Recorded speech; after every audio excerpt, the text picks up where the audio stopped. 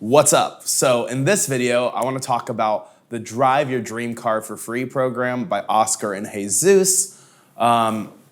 Basically, the whole premise of kind of their business model here is that they're going to teach you how you can buy your favorite supercars, right? So think like a G-Wagon or like a McLaren, Ferrari. I can speak from a little bit of experience on this because I had a Porsche 911 Targa 4 GTS 992 in lava orange, pretty cool car.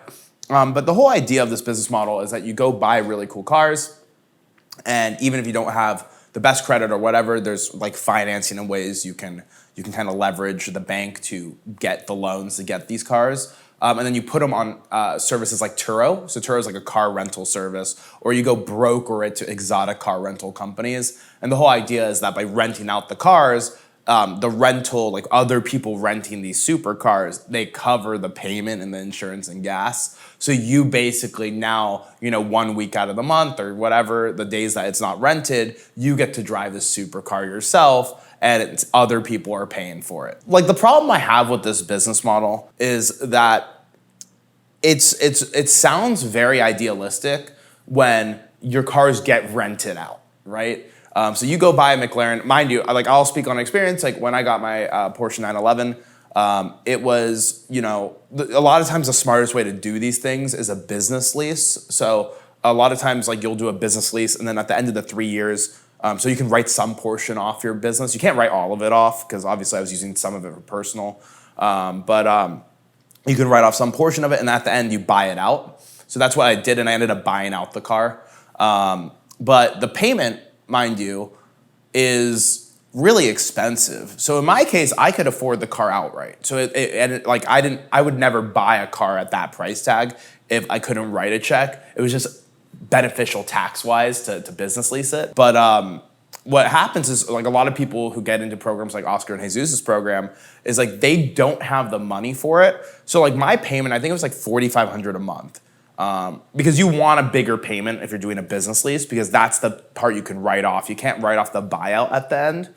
And so just think about $4,500 a month. Most people, if they don't rent that car in a month and they have a $4,500 a month payment, like that will decimate a lot of people. So for me, I don't have a problem if you want to do this. If you already have a nice car. So like in my case, like I ended up having a Porsche 911 for 3 years. I was living in La Jolla by the beach. So it made sense to have a convertible. And then I recently moved to San Francisco, right? And so I actually thought about, like I did bring this idea up of, well, in San Francisco, you don't need a car. My car is very low to the ground. San Francisco obviously has a lot of potholes. It's very like hilly. And let's be honest, if I park my nice car out on the streets of San Francisco, probably gets smashed. So I was debating some options before I sold it. And one of the options was to rent it out on Turo or give it to these exotic car companies. And they did give me a deal. So like one of them gave me a deal where they would guarantee me, it was like $3,000 a month. And then they would rent it out. So at least I had a guaranteed amount, but it was still less than the payment of the car. And the problem though was, yeah, they had insurance for like if someone totaled the car. But the problem with these exotic cars, I know people think the 911 is just a sports car, fair enough, right? But let's say you have a McLaren, a nicer car. Even honestly lower end cars, like even like a Tesla Model X, right?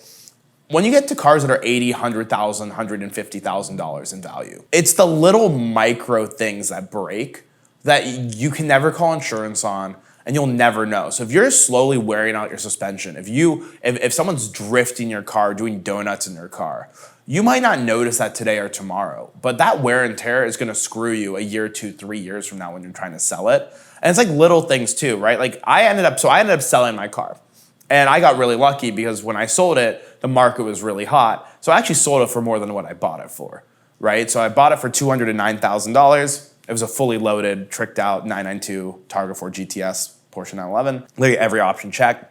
And then I sold it for about $230,000 after 3 years. So I got to drive it for 3 years. I didn't drive it that much. I put 11,000 miles on it. But that was like a victory because that's a guaranteed. I got to drive it for 3 years. I knew I drove it carefully and treated the car well. And then when I sold it, that's guaranteed profit easy, done.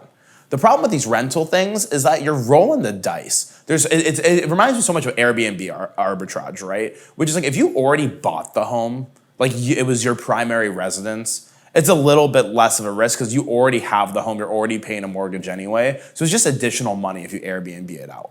But if you buy the property with the sole purpose of Airbnb-ing it, you now have a payment every month, whether or not it gets on Airbnb. So for me, what I recommend for people is unless you have like crazy huge income already, like if you're already making 20, 30, 40 grand a month, like if you want to take the risk and do something like this because you were already going to buy a nice car, then more power to you.